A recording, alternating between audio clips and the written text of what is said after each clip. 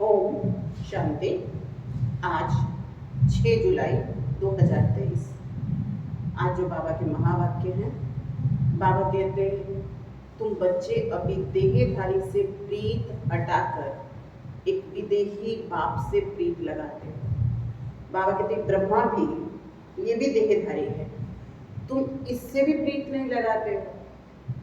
प्रीत लगाते हो एक निराकार परम पिता परमात्मा शिव से।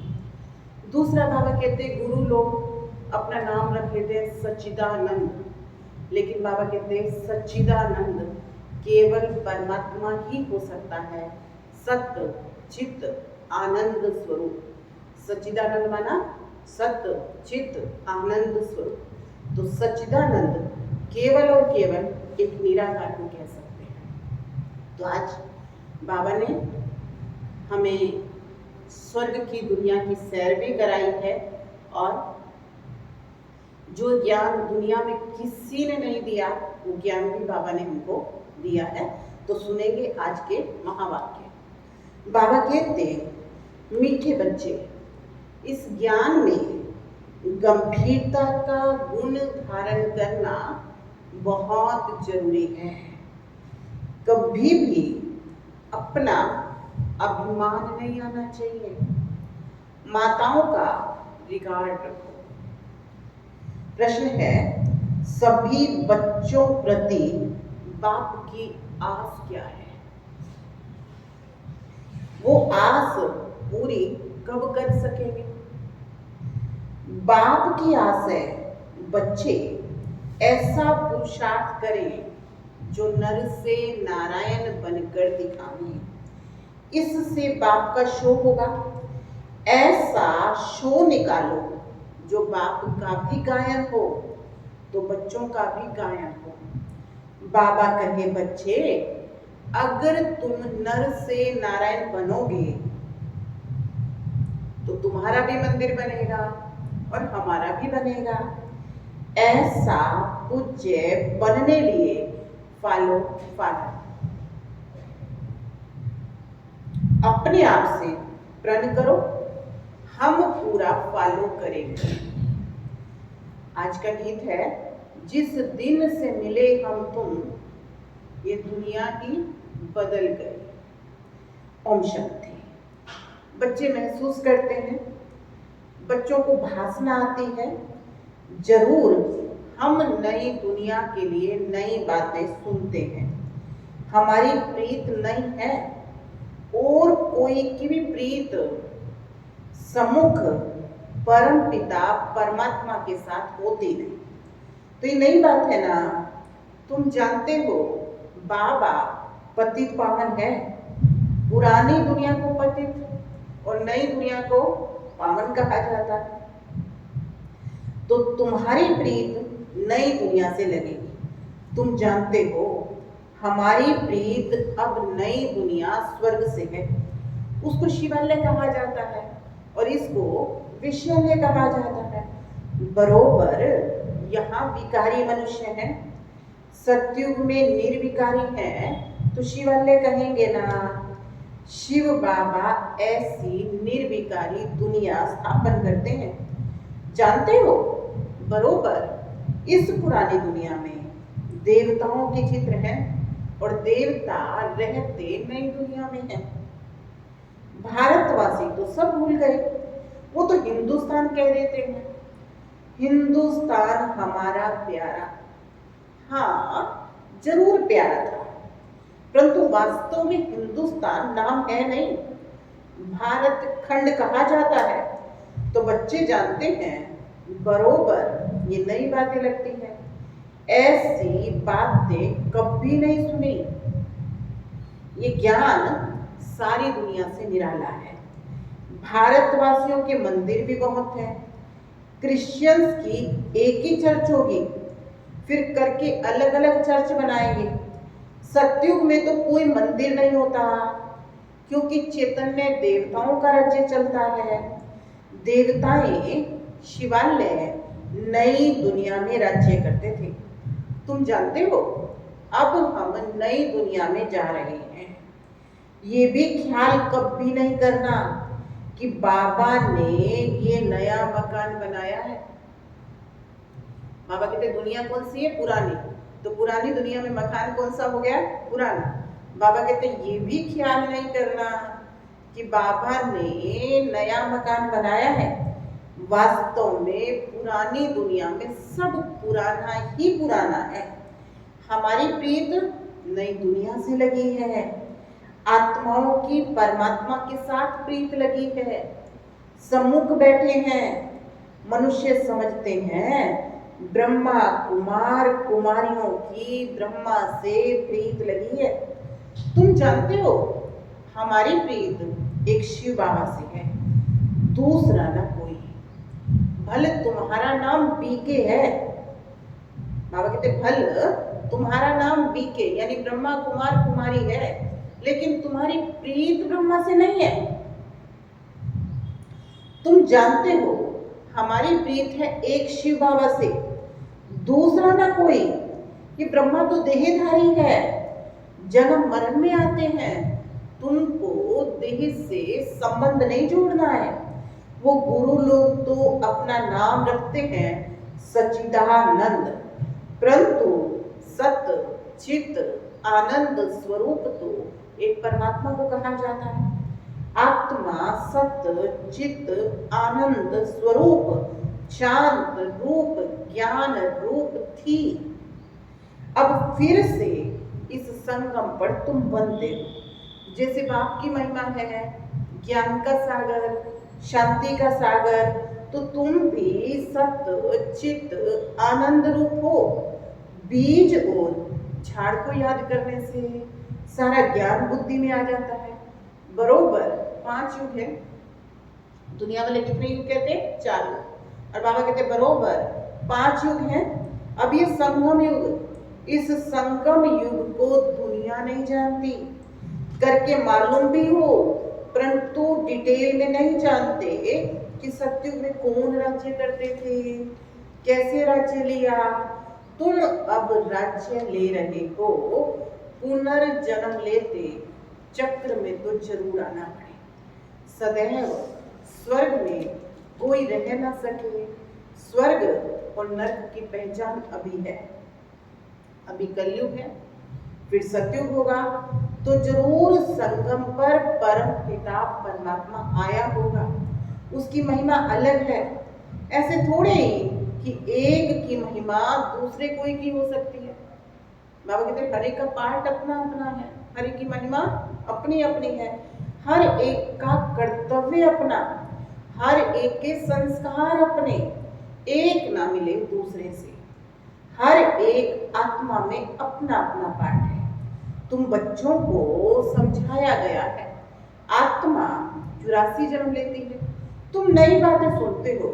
भगवान आज मैं तुमको राजयोग सिखाकर राजाओं का राजा, नर से नारायण, नारी से लक्ष्मी बनाता हूं। बाबा पूछते हैं तुम सूर्यवंशी नारायण बनोगे या चंद्रवंशी राम बनोगे? कहते हैं बाबा एम ऑब्जेक्ट तो सूर्यवंशी बनने की है। नंबरवार तो होते हैं। बैरिस्टर कोई बहुत अच्छा, कोई हल्का होता है, कोई सर्जन लाखों रुपया कमाता है, कोई बहुत थोड़ा कमाता है। पढ़ाई पर सारा मदार रहता है। दुनिया में कोई तो बहुत कमाई वाले बनेंगे, तख्त पर बैठेंगे। ये बड़ा बेहद का ईश्वरीय कॉलेज है। उस कॉलेज में हद होती है, इतने पास होंगे, ये है बेहद का कॉलेज। तो तुम नई बातें सुनते हो। अब तुम समझ रहे हो, तुम अबलाओं को भी बल देने वाला वो परम पिता परमात्मा है।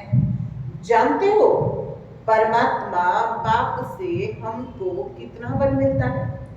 हम वॉरियर्स हैं, युद्ध के मैदान में खड़े हैं। नई बात है, गीता में पांडवों और कौरवों की लड़ाई दिखाई है, परंतु लड़ाई की बात है नहीं, हर एक बात नहीं है। श्री कृष्ण तो नई दुनिया का अलफ है। अलफ से लेकर सब नई बातें हैं। नई दुनिया का अलफ है लक्ष्मी नारायण, फिर उनके बच्चे तो लक्ष्मी नारायण हैं, सत्युगी मनुष्य सृष्टि के अलफ मालिक। और यहाँ मनुष्य सृष्टि का रचयिता अलफ है ब्रह्मा। पहले पहले है परम पिता परमात्मा अलफ, सबसे ऊंचा तो वही है ना, ब्रह्मा से भी और लक्ष्मी नारायण से भी। पीछे ब्रह्मा को अलफ बनाते हैं, फिर लक्ष्मी नारायण को अलफ बनाते हैं। यहाँ तुम ब्राह्मण कुल के हो, ब्राह्मण कुल का बड़ा ब्रह्मा गाया जाता है। ब्राह्मण तो भले वो भी हैं, परंतु ब्रह्मा कुमार कुमारियां कभी नाम नहीं सुना है, गीता में भी ये नाम नहीं है, तो नई बात है ना। भारत को हिंदुस्तान कहने से हिंदू धर्म कह दिया है, अपने प्राचीन धर्म की पहचान नहीं है, जैसे कि देवता धर्म है नहीं। अपने धर्मों को ना जानने के कारण कहते हैं सब धर्म एक है। भले सब धर्म यहाँ रह सकते हैं, जिसको चाहे सो रहे, फ्री है, सभी धर्मों का मान देते हैं, कोई भी धर्म वाला आकर रह सकता है। बाहर में देखो वो दूसरे धर्म वालों को निकालते रहते हैं। बाबा भारत और दूसरे धर्मों के दूसरे देशों की कंट्री के अंदर अंतर बता है। बाबा कहते भारत इतना विशाल दिल वाला है कि हर धर्म वाला यहाँ रह सकता है। बाकी कंट्री में धर्म को देख करके रहने की इजाजत मिलती है ना, तो इसलिए बाबा कहते हैं कि देखो यहाँ सभी धर्मों को मान देते हैं, कोई भी धर्म वाला आकर रह सकता है। बाहर में देखो वो दूसरे धर्म वालों को निकालते रहते हैं। सीलान, वर्मा आदि से इंडियन को भी निकालते हैं। भारत वास्तव में प्राचीन देवी देवता धर्म वाला है, परंतु वो तो कहते कोई भी आकर रहो, अब सब इकट्ठे तो रह नहीं सकते। जहां तहां धर्मों की बहुत खिटपिट है। कहते हैं भारत सभी धर्मों को ऐशलम देगा, इसलिए भारत की महिमा है। बाबा क्या कहते हैं, अब तुम सब नई बातें सुनते हो। इस समय भारत में देवी देवता धर्म कोई है नहीं।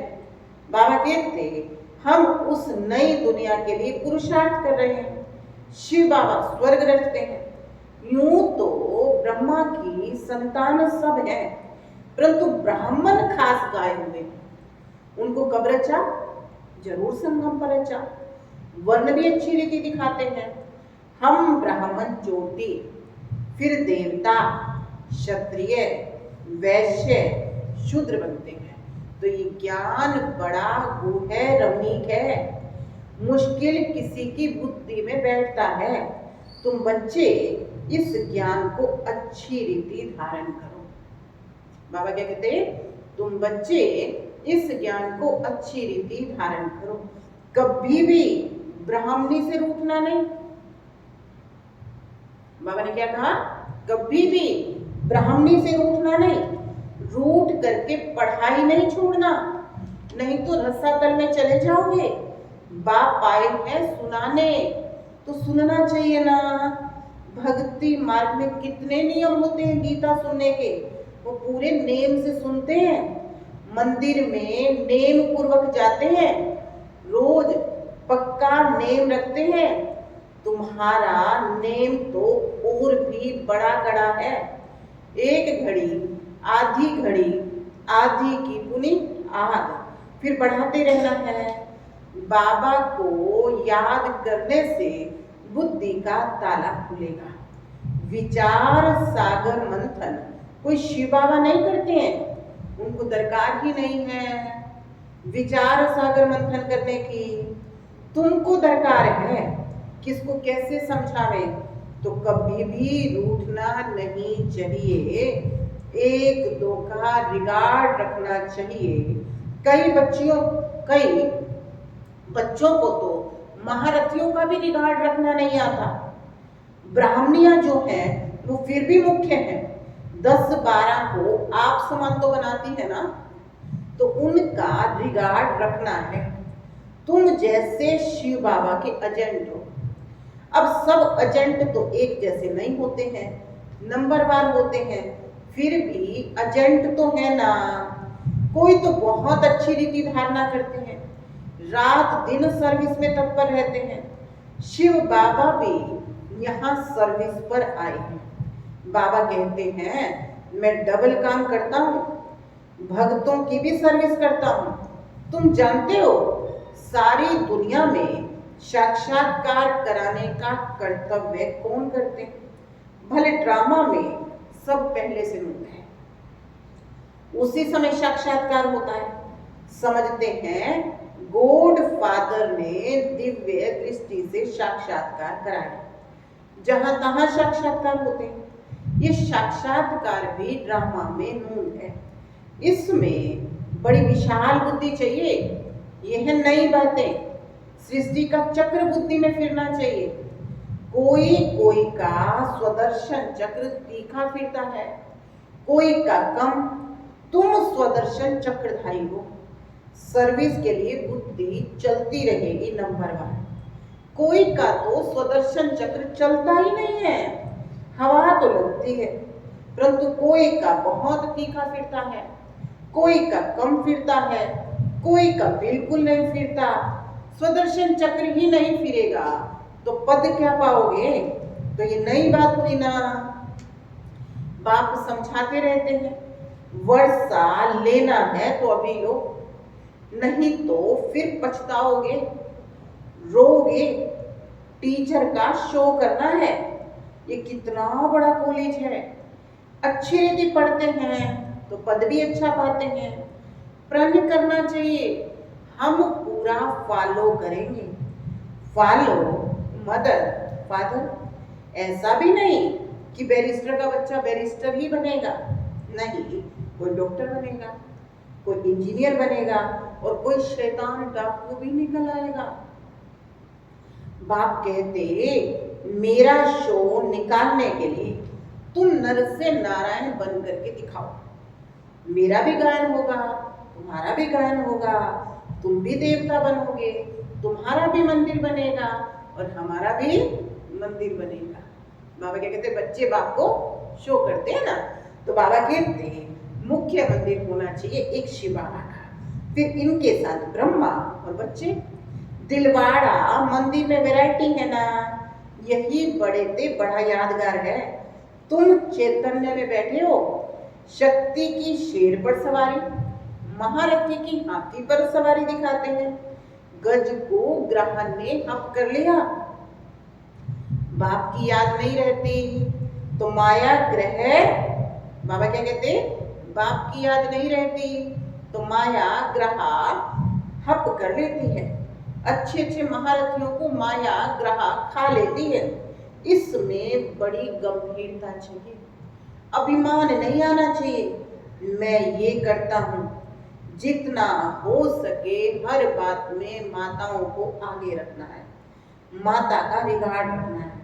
सारी चाबी माता के हाथ में होनी चाहिए। मालिकों ने माता, माता द्वारा समाचार आना चाहिए। हाँ, कहाँ कहाँ कन्या अथवा माता से कुमार भी होशियार होते हैं। कहीं कहीं ऐसा होता है कि कन्या और माता से कुमार होशियार होते हैं। उनको फिर राय लिखनी है, हुक्म सरकार का, राज्य रानी का। बाबा कहते फिर भी साइन किसके चलेंगे? रानी के, बहन के। तो बाबा कहते चलाए भले भाई, लेकिन क्या हुक्म सरकार का और बाबा कहते राज्य रानी का। पहले रानी फिर राजा, पहले माता गुरु चाहिए।